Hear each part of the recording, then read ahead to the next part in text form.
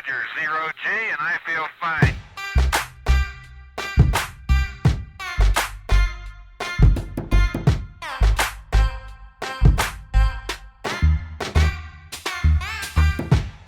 Okay, yeah, there it is. All right, check one, check two. Welcome to the Cannabis Coffee Hour with your host, me, Rob Cantrell. We have an exciting episode for you, a caffeinated episode, a cannabis episode. A good friend of mine coming from California, a writer, comedian. He was seen on Comedy Central's Heart of the City.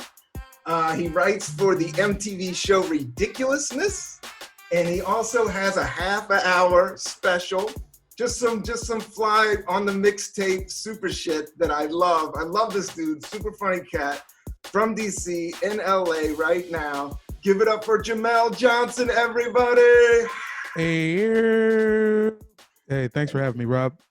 Thanks for doing this, Jamel. Thanks for doing this. Hey, no problem. Any reason to smoke weed on camera? This one's behind the paywall, so the audio is out there. So, but I'm getting more and more people out. But yeah, people have been smoking on the internet forever. There's also a little hesitation on it. But yeah, what is your opinion on smoking on the internet? I mean, I personally don't care, and I do still think it looks cool. I also think it's overdone. Yep. There's good, there's bad. But when done properly, it always hits.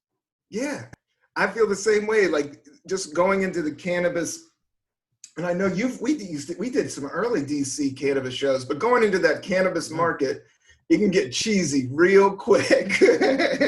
I know. It can get played out and cheesy real quick. So it's amongst stoners, everybody smokes weed, so you kind of have to vibe on what you vibe on, but I still like the cheesy shit. I still like watching dudes take huge ass dabs and big ass bong heads. Yeah, I follow a dab guy. Shouts out to Phone Homie. I'm still following Phone Homie. Phone Homie, I know Phone Homie. I've run into that cat a few times. He has good, that's good content, and I don't even fuck with dabs. Oh my God, he got me so high one time. I did a 420 show at this crazy co-op house with his mans because I did his YouTube show. He used to do it at Listen Vision, and there's a YouTube video of me super wrecked off some dabs from back in the day, 2014 or some shit. But then you guys were early on. Yeah, a couple years later, I'm like, all right, let's do this 420 show, or maybe even a year. But anyway, it's at this house with they have their own water pump. They're running power off a generator. It's some real crunchy. There's some goats on the roof. Yeah. This is DC. Hey, off Trinidad. This is it's crazy. I'm like, what? Y'all in the hood with this fucking ergonomic ass house anyway. So yep. The dirty hippie and the punks. There is a meet. They crossed in there. There is a cross, and it gets interesting real quick. Yeah, and then the first meeting, he was like, meet me at this crib. And we were just talking about the terms. I'm like, yeah, I could book some funny cats, have everybody smoke weed. It'll be fun. And he's like, cool, deal. We the show settled in 15 minutes. And then he pulls out the goddamn dab rig and he's like, hey, huh? What is that, huh? And this dude's giving me grown-up sized dabs. I took one, and the rest of my day was fucked up. I don't remember. I just remember, that too high feeling where it feels like your brain is unclipped from your skull, and you're just like, son, why does everything feel spicy on me right now? Right. Well, why am I in the bottom of a business building in their weight? You had to find some business building because you had to take a shit and you don't know anybody that worked there, and then you're like, oh, I gotta fake that I work here. Oh my then you're staring at the wall and you're like, oh man, I gotta get out of here. Oh, did I piss my pants? Do I got piss driblets? Do I got piss driblets running out here? Yeah, can they tell? Cheetos. Yeah, can they tell? Oh, all man. that. Dude, business casual rocks some piss driblets. DC had some funky ass khakis that were out there. Oh, son, because there's a lot of people walking too. A lot of bikers. A lot of grease on the hands. A lot of bikers. A lot of the metro, the handrail. A lot of beers being consumed. Cigarettes. Yeah. Yeah. Are and you in your back LA or sweaty. DC right now? I'm in LA still, Love it. just thugging it out. It's fine. I mean, being in my apartment for what is this? What are we talking about? 85, 90 days? About 3 months. Yeah, nice, smooth little 3 months. Yeah. Where are you at right now? I'm in Brooklyn. I'm in Okay. Brooklyn, and Yes. I just been going all in on the podcast and just organizing some shit, booking some Same. stuff. Yeah, just trying to and stay positive, meditating. You meditating these days, Jamel? Nah, you know what? Not quite. I mean, you know what? I know you're more of a sports cat. Like, just to give the audience a background, if you want to know anything about the Washington Bullets or the Wizards, my man has got you. My brother would love you. He's a I'm huge the authority. Wizard. I'm the authority on Tracy Murray. Just information. And But 90s R&B, he's really good too. That's true. And so that's like part of it. I mean, my version of meditating right now is just going for like a, like a 3-mile walk with the headphones. Ooh, nice. Just Did you kind do of a zone walk out. today? Nah, I've been doing them every other day. And this is early because it's 3 here, so it's like noon there. Yeah. And I'm noon still on the there is clock. like, yeah. I'm still on the laptop clock. And then as soon as I get the clock out, I step out, hit the stairs. It's some crazy stairs. A lot of hills in LA, Yeah, there is. Everybody goes to that one park and does that one loop up to the hip. Griffith Park, yeah. Griffith Park. You better have some new tennis shoes. You better have. So, do you have your Griffith Park tennis shoes? Yeah, nah. See, I don't go to Griffith Park. See, I'm not ready. But if you go to Griffith Park, you got to be all black. You got to have all black on with new tennis shoes. I had a crazy poisonous looking Asics. Because it's nature, but some shit might. It's still LA, so some shit might pop off. Yeah. Yeah, man. You never know. You can land a deal up there. Yeah, you can land a Hollywood deal. You can sell script. Yeah. You can wear a beret, but you can also get shanked for some heroin or you could be in the middle of a bad oxy deal go wrong. You walk in, somebody's giving a handy for an oxy deal. That is that is a big factoid. I was over. You ever go to the clubhouse out here? You know that little spot? No, is it like a comedy room? Yeah. It's this room. It's like this kind of crowd-funded like improv stand-up sex space. They got 2 stages or whatever, and it's just in this. It's in a shopping center, basically at the bottom of the hill of Griffith Park, just in that kind of East Hollywood Boulevard area, and it's like a nice area. And then you step to the mic, and then you look to your left. Last time I went to the clubhouse, I seen somebody like smoking meth. Oh my God. Just like right next to the grocery store next door. I'm like, oh man, this stage time it's killing people. Yeah, it's killing people, man. No, it's desperate. Those city streets. I lived on Western and Melrose, dude. I lived in a little studio apartment for like a year and a half, like in 2005. But the thing about LA, man, there's a night of the living dead out there, man, especially around Griffith Park. LA, you're like, oh, California, palm trees. Oh my God, there's an army of homeless people that will eat your arm. There is mental health issues you never even knew existed. There are people that are playing the game Berserker right now in their head. They're going to eat somebody. Like, it is for sure. like that.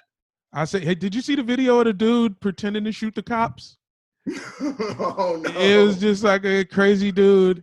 And he's just like walking across a bunch of cop jeeps and he's like pretending to shoot him. But one time a crazy dude did that to me. It was like a dude, hot out, winter coat on. Yeah, nothing to lose. Nothing to lose, one shoe on type, energy. And he stopped in the middle of the crosswalk. I'm just waiting at a red light in my car. He stopped in front of my car and hit me with about 8 imaginary shots. Oh, no. Bop, bop, bop, bop, bop, bop, bop. Bop! And I was like, oh, what? I mean, and I looked at him like, why? Yeah. No, somebody's giving you the trigger finger, man. No. I had a dude just like post up on me in front of the milk section in the grocery store one time, just like not let me get milk for like a few minutes. Yeah. They get weird. They get aggressive over here a little bit. Oh, dude, I get it on the train. There is an ego game that you have to check yourself, you know?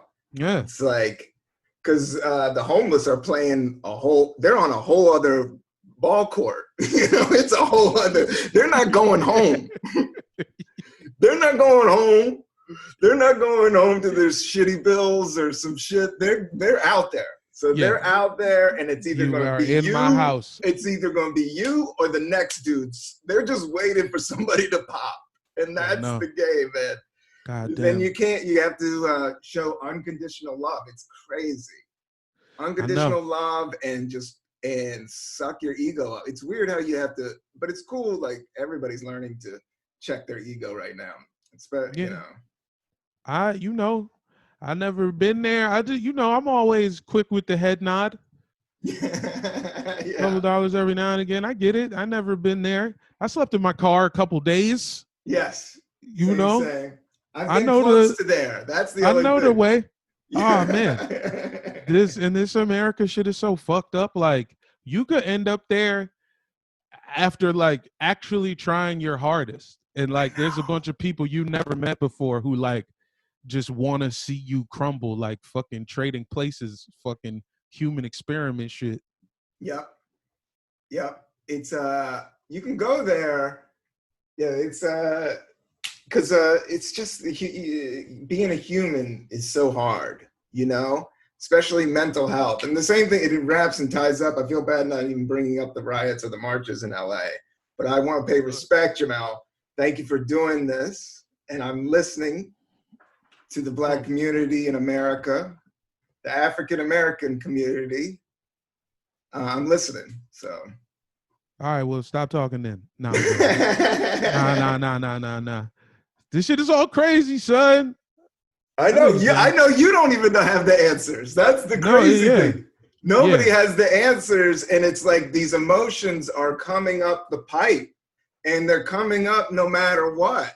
And everybody feels it, you know, and everybody feels it when one person feels it, everybody feels it. But when it gets bigger and bigger, you can't ignore it. And then you times it with the pandemic. I mean, shit, you know. Yeah. This shit makes me wonder, like, what is out there? What in the world? What led to this wild series of events that built up 2020 to be this, like, perfect powder keg to where now, like, white people are training each other on how to behave in Instagram posts. I'm like, damn, okay, I didn't make it happen. Who made this happen? I know. Nobody made it happen. Yeah, it just had to happen. It just had to happen. It was a part of the ether, man. It was a part of the ether and a part of the equation. I think everything's mathematics, and like, I definitely believe in world peace. Like, I think eventually there'll be a time, but we just gotta go through some shit. Yeah, for sure. Because I go through a lot of shit. It might be like 8,000 years from now. You know, it's just like eventually. It took a lot of years. I know that from social studies history classes. It took whatever was going on. It took hundreds of years for it to be noticeably different.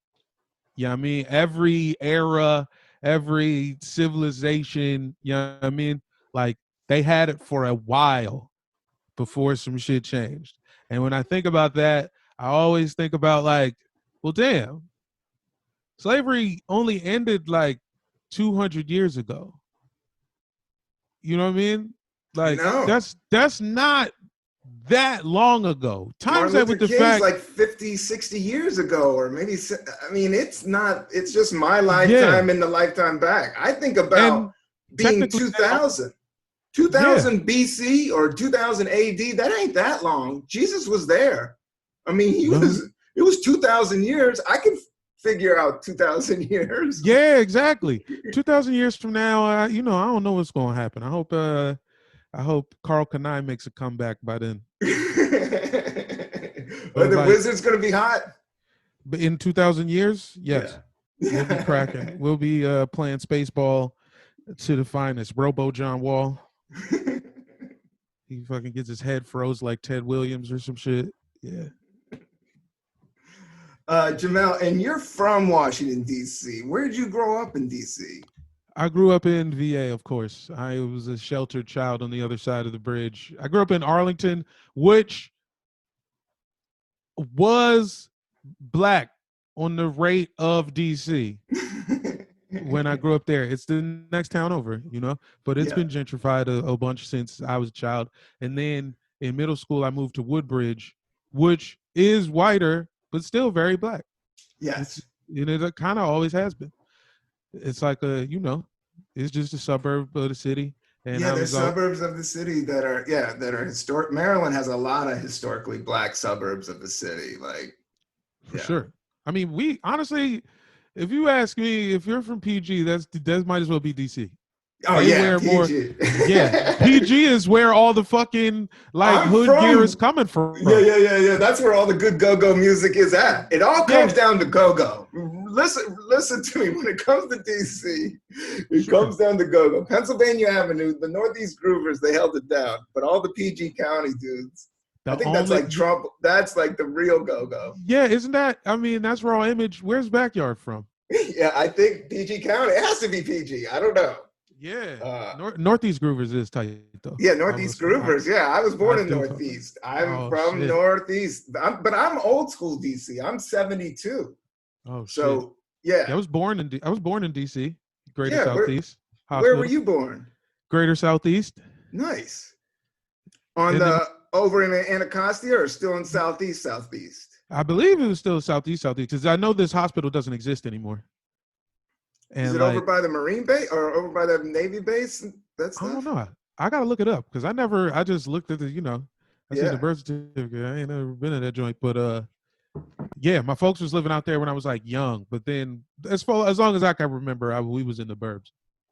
Yeah, but you got a DC vibe, man. Well, the DMV, like your era, it used to be like if you weren't from DC, you were from Alabama, and that was it.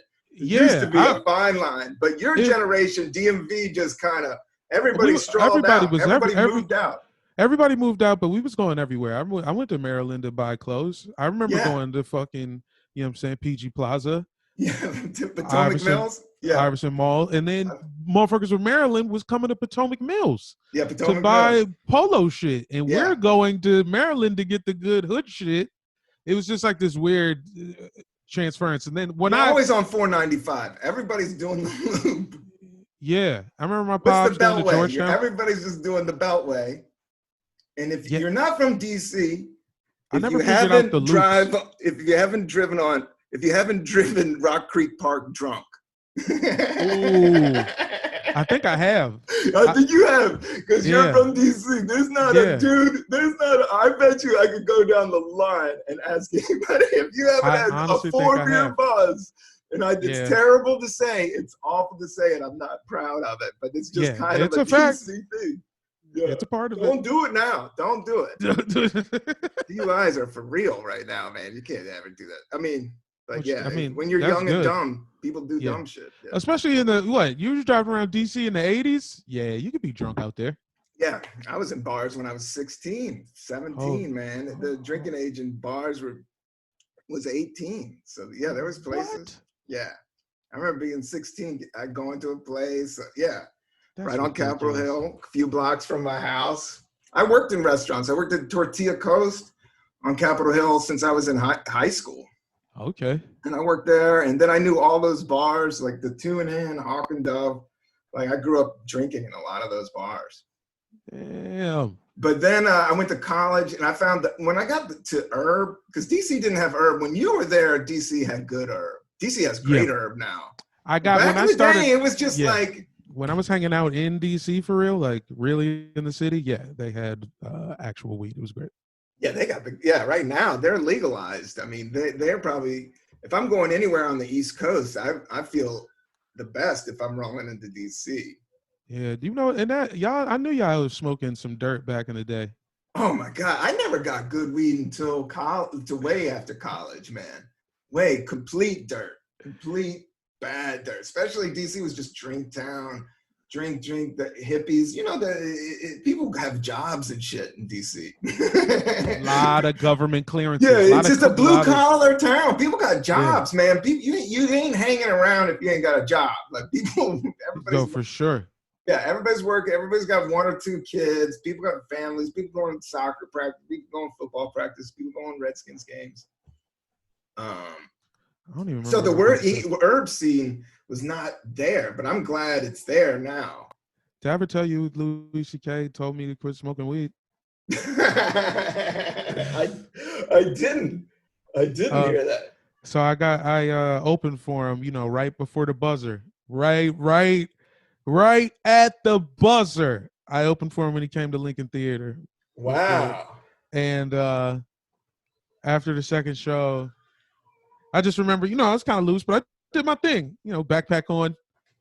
And, yeah, I know your style. Yeah, you're one of my favorite. Yeah. That's in my bag. Roll in. You might have a pre-roll on you. You might not. Yeah, it might not. Yeah, we don't know. You don't know, but your set's going to be lucid and loving and funky and fresh. Yeah. After the second show, he was like, good stuff, man. And he's like, quit smoking weed and, you'll like blow up, And then he went on to be like, just like, he was like, this should make you lazy, be focused.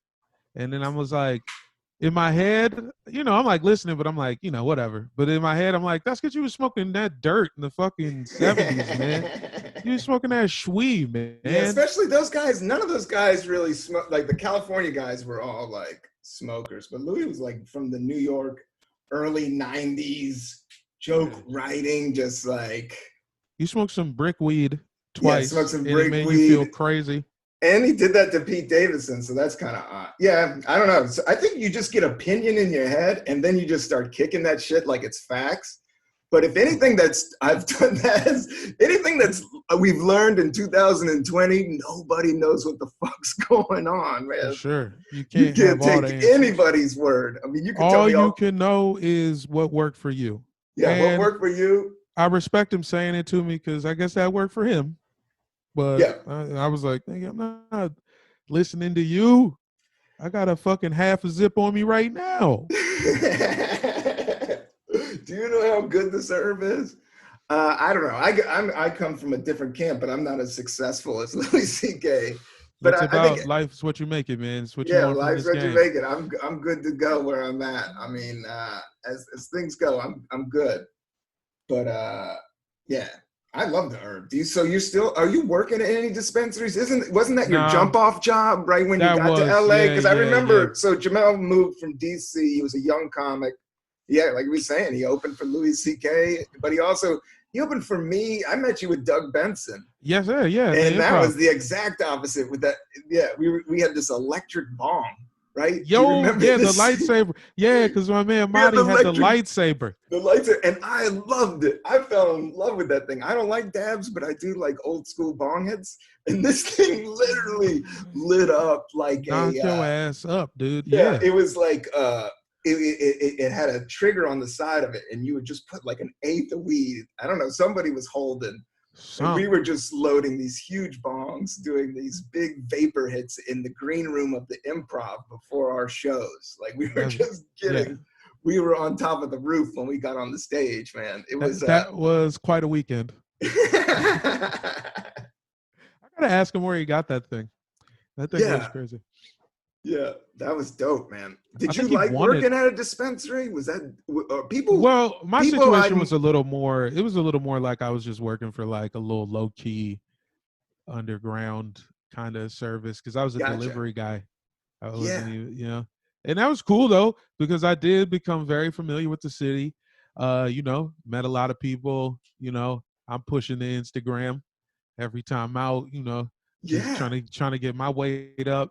And it was fun, but the money was meh. I definitely took a pay cut. Yeah, and then the drive is crazy. Did anything weird happen? Because going into strangers' environment is just like you never know what it's gonna be.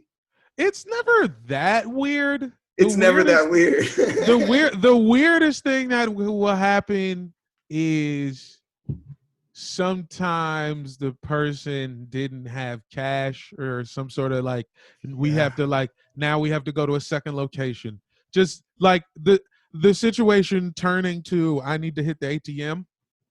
That is always that's never fun. Whatever happens next on the way to the ATM is the worst 18 to 28 minutes of my life. Oh God, you might have to get into a funky car or go Yeah, somewhere. son. You know what I'm Yeah. saying? And the dude forgot his pen and he forgot his wallet and his All of that. screenplay. Yeah. That's in LA. That must have been kind of funky and fun though to jump off to do. Yeah, you know, the end of living to tell the tale, definitely worth it, you know. Now, how's my other Woodbridge boy, Ryan Connor? How's Ryan doing? Are you in contact? Yeah, of course. We fucking work together, and you know, we're still chopping it up. We was doing a soccer pod. We was really popping for the World Cup, last World Cup, soccer for Americans. But we do it kind of sparingly now, especially since soccer's been off for a while. But we're still chopping a little sports up together Yeah, and man. hanging. He bought me a red sweatsuit with the condition that I wear it like at once a pay period. Mm-hmm. But then COVID hit, so now I just own a sweatsuit, and I never had to feel that. Because you guys were working in the same office. For the listeners, Ryan Connor's this cat from DC that I've known even longer than Jamel. And he's a great comic, funny dude, and he writes for Ridiculousness, which is on MTV. And Yeah, he got you a job there, right? For sure. I mean, yeah, I suppose. I mean, I don't. That honestly, me getting the job was cosmic on a sports level. Yeah, because you're a heavy sports cat. Tell us. And I was just doing a sports show, and I was doing some football material, some skins jokes, and the guy hosting the show, my man Sean Green. Dale Green's cousin? Yeah, yeah, Dale Green's nephew. They used to get babysitted, but he was the head writer for a Nickelodeon show that is under the same umbrella. Okay. And it was called Crash Leads. So it was the same thing. It was like, what if it was like, you know, sports bloopers with little kids? And this dude, I'm doing this dude's sports show, and I seen him a couple times, and every time I seen him, just randomly, I'd have a sports joke, not even knowing who he was. And then after like the third show I did with him, he hit me up and he was like, hey, you want to do this Crash Lead shit? And then I did. And then that ended. And then they just kind of brought me up from JV. And like Ryan was already working there. And I was like, oh my God, my dog. Oh my God, you made that shit happen. That's crazy. That's awesome, man. Yeah. And on another, to make it even crazier, Ryan Connor is the first person I ever saw do stand up. If I'm not mistaken, I went to a show at GW. He was opening for Dimitri Martin and Mitch Fattel. Oh shit! Yeah. I remember those days. And I was like, oh shit, this dude is nice. And then I meet him. Come to find out, he from Woodbridge. Yeah, he went to Garfield. I'm like, what the fuck? Oh wow, you guys both. Garfield's a huge high school out in Woodbridge. My brother lived in Woodbridge, and I had some friends from high school that were from Woodbridge. But that's like the biggest high school dominant football team. Did you play soccer for them? Nah. So I went to Potomac. Okay.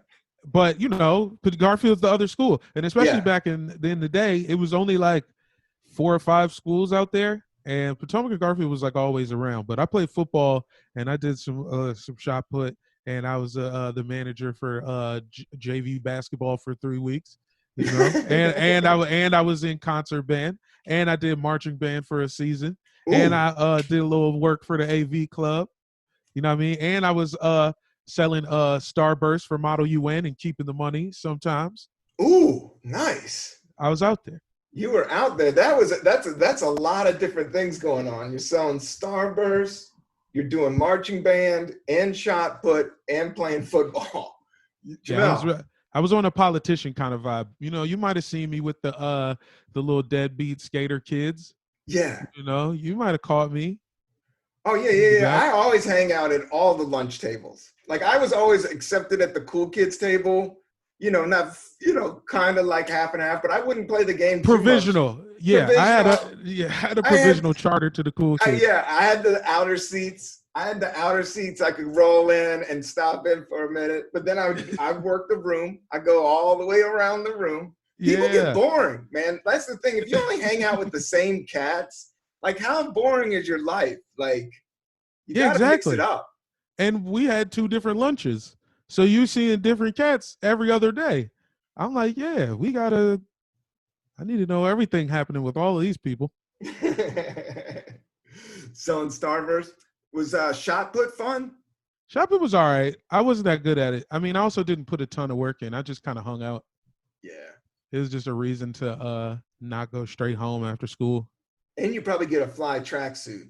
Yeah, exactly. I was just like, you know what? I get this little little warm up. Yeah. A lot of my extracurricular stuff was based on the warm ups. Like that's why I was the manager. The warm-ups were so heavy, man. The warm-ups were just so heavy. Now Garfield was very good at football, and I remember we used to go back and forth with them, and they were better than us when I was there. They had a cat who played for the Giants, and he might have played in the Super Bowl. Clint sent him. Like they was like that, but basketball, like we were always better than them at basketball. Wow. And why'd you quit after 3 weeks managing JV basketball? Because my mom made me stop. Because she was like, "What the fuck are you doing? You don't need to be doing this shit." Because I was purely doing it just to hang out and get a warm up. I was like, "I'll be the manager. I'll get the discount on the team shoes. I'll get the warm up. Yeah, this will come in handy."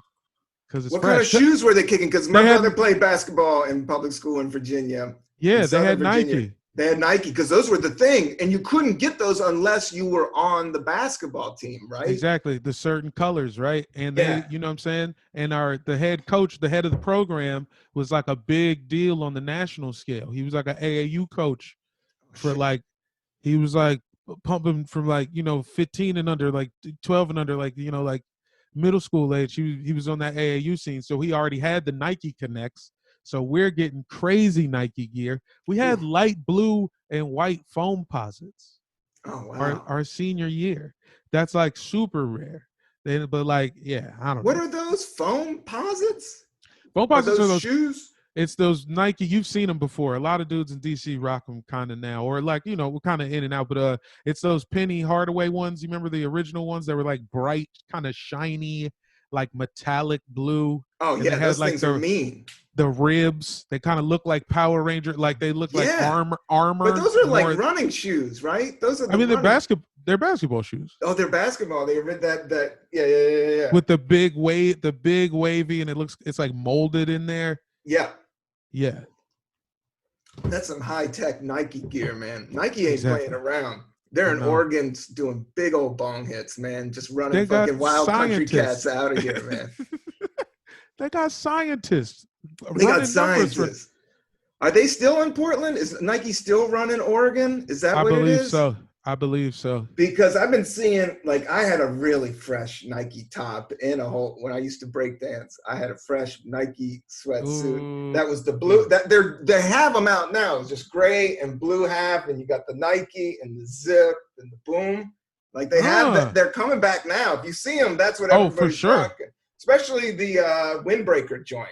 I got one of them. You got one of those? Oh, those are hot right now. The one where the color goes in a triangle down. It's like a V down. Yeah, and it's only two. It's only two. The two-tone. Yes, the two-tone. I would love to have one of those right now. I've been looking at them. I used to have one that's some 80s shit right there. It's super 80. I got one at the Crossroads on 14th Street. It was black and gray.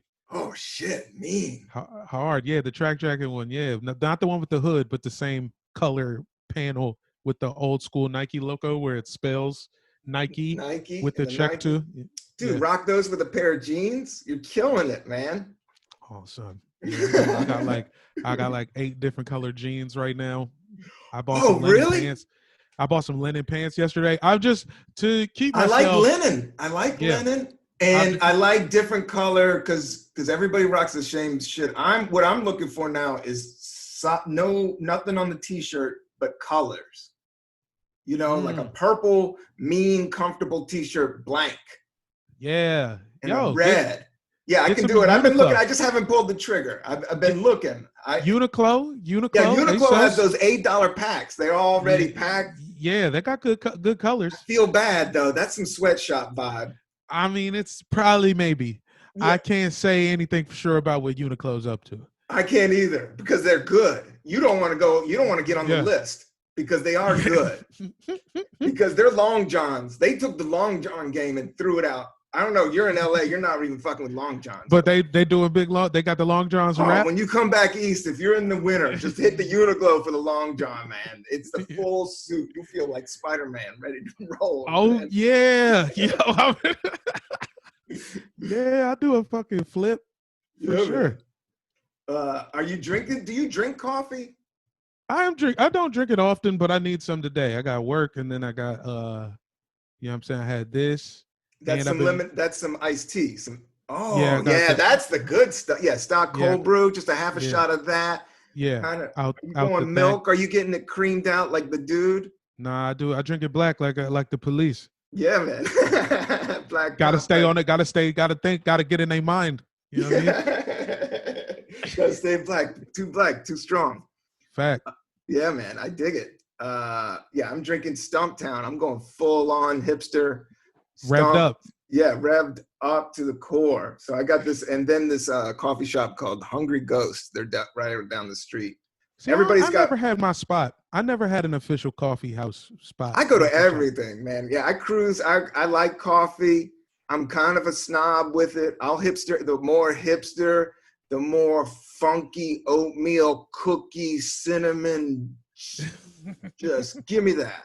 Just give me that apple crumble. Give me that foamed out $8 latte thing with the CB shot. Give me that. Just give me that, man. With the lemon square. Toss a lemon square on it. Lemon square. But how do they get that gelatin to be so like that, man? Yeah. Do you think a coffee shop where people can smoke weed can exist? But now people have done it, and there's been with a membership. But I don't know if I want to do the membership thing, but maybe I should. No, I think this dude is trying to open one. You know me, I'm always been about coffee and weed, but Amsterdam, have you been to Amsterdam? No. Dude, that's where it's at. They do all of that. And every neighborhood, there's 5 coffee shops or in this part of town. And they're all different. They all make different coffee, and their weed game is all different. And they're all competing against each other. What America should do with legalization is get some super smart cats and look at where it worked. You know, they need to go to Amsterdam and figure out, okay, what's the pros and cons to because it is the most sensible way. Even now, people are going to the dispensary and buying a zip and then smoking it in their car. You know, yeah. There's a lot of everybody's just finding a piece because they're traveling and then smoking behind a dumpster. It shouldn't even be like that. You should be able to go into a cafe and be sensible and play chess and, and drink coffee. That's where I think it's all about. That's how DC should open it up. I want to get into that lane, but it's a coffee shop with the game on. Yes. We also have the game on. Yes. Maybe pump a little open mic in the back. Maybe you could buy it. Maybe there's a one clothes rack with 6 big and tall throwback jerseys on it. I'm feeling it. I don't know. Yes. No, I'm feeling it. My dream was always, I like that. My joint was always a little hotel with 5 bungalows, right?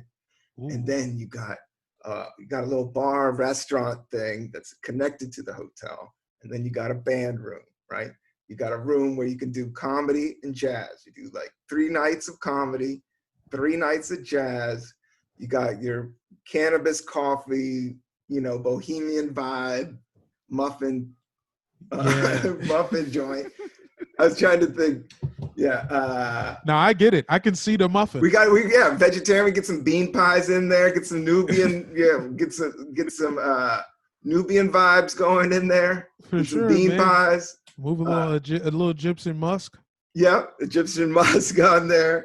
We could do some electronic music one night. We could do some jazz the next night. We put the artists up, have a community. Yeah, man.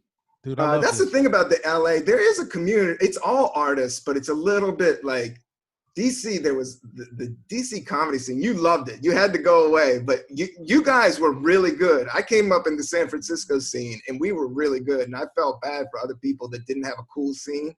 But you guys were really cool, man. All you young guys coming out of DC at that time, all the Cumtown cats. I think all those dudes are funny. I can't stress it enough, man. Those years, that fucking Like 2013, man. I don't know. For me personally, this shit fucking saved my life, bro. So I gave it everything, you know what I mean? And like, we was really like, it did have a little bit of a family vibe. Yeah, it did have a family We vibe, was man. really, I can remember being at Draft House really hyping fools up like Ray Lewis. Like, nah, let's fucking go. And You guys are everybody was doing it. nice, man. And it's, you know, hey, Yeah, there you guys have some funny cats, man, and everybody's kind of making moves. And I know LA. How many years have you been out there now? Is it a year and a half, or 2 or 3? Oh shit, I'm working on coming up on 4. Yeah, it flies, man. Yeah, I It know. flies. It's now nuts. you're just figuring it out, right? Exactly. I know where the spots are. I know where I'm trying to move. I know where my favorite sandwich is. Yeah. You know which sharks to evade. Yeah, exactly. I know where to cross the street at now. Yeah, man. I know where they skating at. I could watch some full skate. I know where I could get the thrift. I could get the $42 pair of Bo Jacksons. Yeah. You're all about the gear, man. Have you done merch yet? Like I want to do the Cannabis Coffee Hour. I want to do some merch and shit. Have you done merch? A little bit. Because people are going crazy out there. I mean, you can get a website right now on your phone and do it up, you know? I have a bunch of these patches. What do you think of this patch? Let me just show you. I know we're on a podcast. No, my brother does the patch thing. I need this is like a prototype. Oh man, that's hot. I want something on another level from this, because it was like I did it kind of on a stock. I did it on one of those websites where you just kind of like you tell them what you want, remotely, and then they kind of just send you back some shit, and But I want something that feels a little more hand drawn, eventually. But I do, and I put it on some soccer jerseys. Oh, that's dope. The last time I was on the road with my young uncle, Brandon Wardell, and just, got a few jerseys off. Got some jerseys off, and then do you iron those joints on, or did you sew it? No, I ironed them on because they got iron on. They got the melt on the back. Yeah. You do the melt on the back. Yeah, I love it. And then I figure if we ever go outside again, I'll probably just, sell these solo for like, I don't know, a couple bucks, like $3. I would say 10. Like 10? Yeah, hand stitch. Nobody's doing that. You got to name your price, Jamel. You are a talent. You are funny. You are hilarious. You are unique. Nobody's rocking patches. Everybody wants a jean jacket so they can put a patch on it. And yes. I would definitely rock a Jamel Johnson broccoli patch if I was rocking a jean jacket. Yeah, if you're in that, see, I'm trying to speak to the jean jacket community. Yeah, and people rock denim. Denim, you are very wise. Denim is a big, what's that when they talk about a group of people in show business? A demo. You got the demo. You got the denim demo. When you got the denim demo, man, nobody can fuck with you. Exactly. I'm thinking about fabrics. I'm not thinking about like upbringing, lifestyle. I'm thinking what type of fabric. Yeah, what's your textile? Yeah, what textiles are you working with? Dude, Italy rocks some. Everybody rocks some denim, right? Australia, mad denim.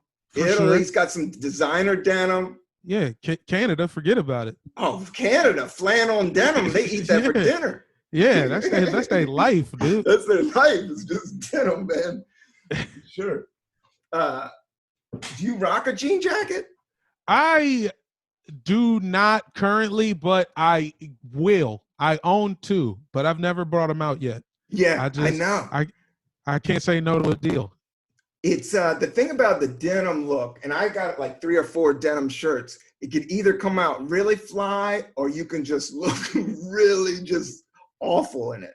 You could either look like you're in a rock band, or it looks like you're temping and you're doing some janitorial work on the side. Like that's why I'm outside. That's why I'm hitting these trails now, because I was like, shit, let me not, because we're like, we're not really gonna see people till like fall. I'm like, this is the perfect time to drop some pounds, get my denim sorted out.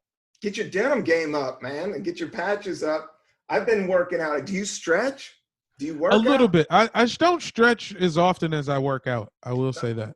I mean, you're like I don't know how much younger. You're in your 20s, right? No, I'm 32. 30. Well, you look like you're in your 20s, but I'm I'll telling take it. you, Hairline intact. Yeah, the hair's looking strong. Hairline's intact. I'll take it. You know what it is? It's vibe. It's vibe. Sure. Because you get bitter. I'm going to teach you 30s and 40s. You see it. Cats get bitter. And that vibe, it can be funny. Bitter can be funny, but it also could be just a bummer to be around. Yeah, you got to watch that. I know. And it get you old quick. It'll get you old real quick. Yeah, if you just say, you got to stay in goof lane. I'm riding the goof lane all the way out. I'm riding the goof lane. Sure, man. What goof else lane, is there? I'm not buying into the systems, man. I'm going to buy Goof troops. Goof troops all day. Goofy footed. I was going to talk about that. Do you skate? Nah, man. I'm not that what is it? Coordinated? Yeah. You know, I don't have that kind of balance. Me neither. I wasn't a skate cat, but I love watching it. It's beautiful. It's beautiful. It's like ballet for like, dirty kids. Yeah, dirty kids whose parents might be in the middle of a divorce right now. Yeah, but this kid is nasty. But this kid is figuring it out here, man. Yeah, he's this like a kid's taking all of these demons and he's grinding it out at the 7-Eleven, man. Dude. Quite literally grinding it out. Grinding it out. Doing a kickflip. I would love to be able to do a kickflip. I would love to cruise and then kickflip and land it and keep cruising. Bruh, that or like, you know how they like, you jump down like you jump on a ledge. They flip it up on a ledge and then slide out. Oh. What? Just making this thing walk and talk, man, making it jump. And I'm like slowing down tapes and I still don't get it. Yeah. I've been playing guitar and I do it terribly, but something about getting older, you start to figure some of these shit out. I've been figuring it out. It's been coming through a little bit. But the thing about skate, man, you can fall. Like after 30, I don't know if you want to take that on, man. I don't know if you want to take that on, Jamel. No, hell no. And I know I'm not the first to say this, but yeah, the older you get, falling becomes way more traumatic. Yeah, it's all about not falling. You never want to hit the deck. Like in an NBA game, dudes are falling every other play. If a guy falls at a pickup game that I'm playing in, it's like a disaster. Like we're stopping the game. Yeah. We need to take a minute. Yeah. Are you still hooping right now? No. Basically, I was hooping up until they shut it down. Like, like the week before they shut it down, I went out and ran 4 games. Oh, that's awesome, man. It was good. It feels good. But then I, sat in the house for a couple months, eating baked Cheetos again. Yeah. There's Domino's on my block. Dodging the 19. Exactly. Dude, you got to watch LA. I'll tell you, when I lived there, I almost gave, Dude, Jamel, you got to check out the 5 rights, which is Tibetan Stretches. I do these Tibetan stretches that are supposed to open up your chakras.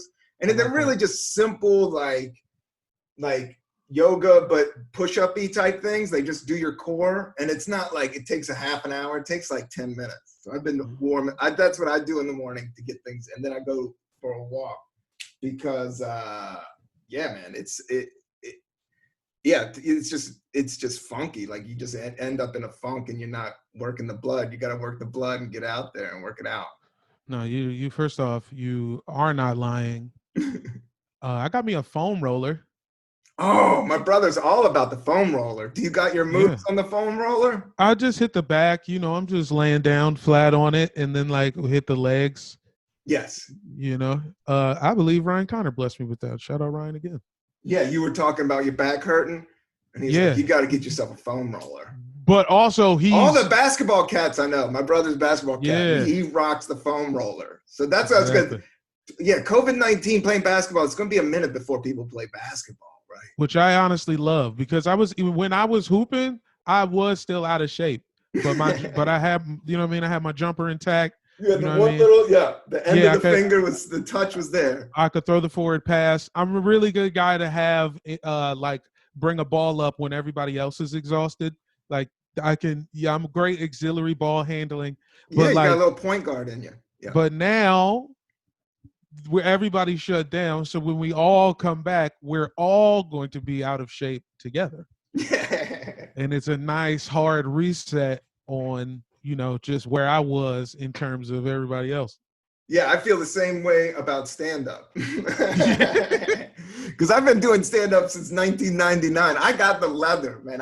Everybody else is worried about losing their touch. I'm like, no, my touch is there. My touch is there. I needed this break. I needed this break, man. I needed it because I'm getting old. I was gonna say, like, stretching is like the new cocaine. Like, oh, it does feel very good. It feels so good. Oh, dude, it's the best. Oh, get the hip roller. Dude, you get a tracksuit. Like, what people are learning is that we shouldn't be in offices. We should be all rocking tracksuits. We should be all having the stand-up desk. The stand-up the best material, yeah. Yeah, the stand-up, we should all have a yoga mat next to us, just working it all day long, just stretching this shit out. Stretching this shit out, man. And I'm going even further. I'm not even chewing anymore. Everything's smoothie. Everything's smoothie. Okay. Everything's soup and smoothie is what I'm talking. Just throw some chia seeds in it. Simmer sauce. You know about simmer sauce? No, what? Dude, that's like that Middle Eastern. You get that jar and it's like the Middle Eastern food. Like you just have to chop up some chicken and grill it. And then you put that in there and you just simmer it on the thing and you make some rice. It's like a bomb ass dinner, like ridiculous. It's super simple. Okay. That's it. I just been obsessed with simmer sauce. I need a new sauce. You gotta get if you're feeling like, hey, I need some turmeric, I need some curry in my system, I gotta burn some shit out, but I still want some protein, I still want some chicken, I still want some rice. Hit it. It's just a jar you get at the grocery store. It's called simmer sauce, and they got like levels of hotness and shit. All right. Yeah. Because I know you bake. You make me some brownies one time. Oh, nah, that was my girl at the time. Yes. She hooked it up. I was heading the project, obviously, but that was those brownies were some pretty legendary joints with the coconut oil, not even with butter. Okay, that's the healthy joint, man. Yes, the healthy joint, and apparently it bonds with the weed better than real butter.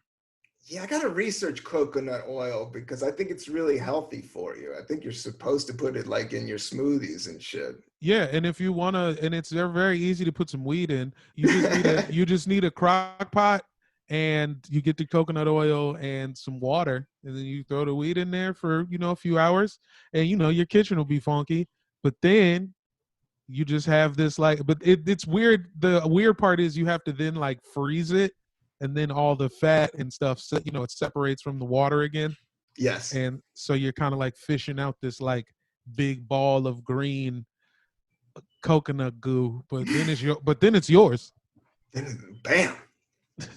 That sounds delicious. And thank you for letting everybody know how to cook it. I was saying, coconut oil is Jamel, I'll let you go. We're up to an hour. You've been too good. But I was going to confess that I still have that piece of Tupperware that you gave me, that brownie. Oh, son. From you, and I feel bad because, I'm 47, so Tupperware is a whole other thing, man. Exactly. I just got my first set. Now you brought me a complete set. Oh, you got a good set? Is it tight? Because it's all about the tight. Because when your Tupperware wears out, it gets up at the edges and then the air. I got the shits with the rubber grips. Yeah, I got rubber grips. Yeah. My shit's like a fucking pistol. Yeah. Yeah, the joint that you gave me, though, had the twist top. Oh, yeah. Whoa, that dude remember that Tupperware. Damn. I'll get you another one. I'll owe you some Tupperware. I'm going to buy you some Tupperware on some COVID government money, all right? Hey, that's love. I'm going to send it out to you for doing this podcast. Jamel, thank you so much for doing the podcast, my man. Hey, appreciate you, man. All the best to you, bro. And hopefully I see you at some point, man. Yeah. I'll be back east all August if they let people outdoors. Yes. Check out Jamel Johnson on his website. I want to check you out when you're back east. Come back east when it's safe. And when I come out west, let's hang, man. I always love hanging. I love the vibe. Love the movement. Broccoli all day. Yep. All right, Jamel. All right, dude. Peace. Peace. Love. Thank you.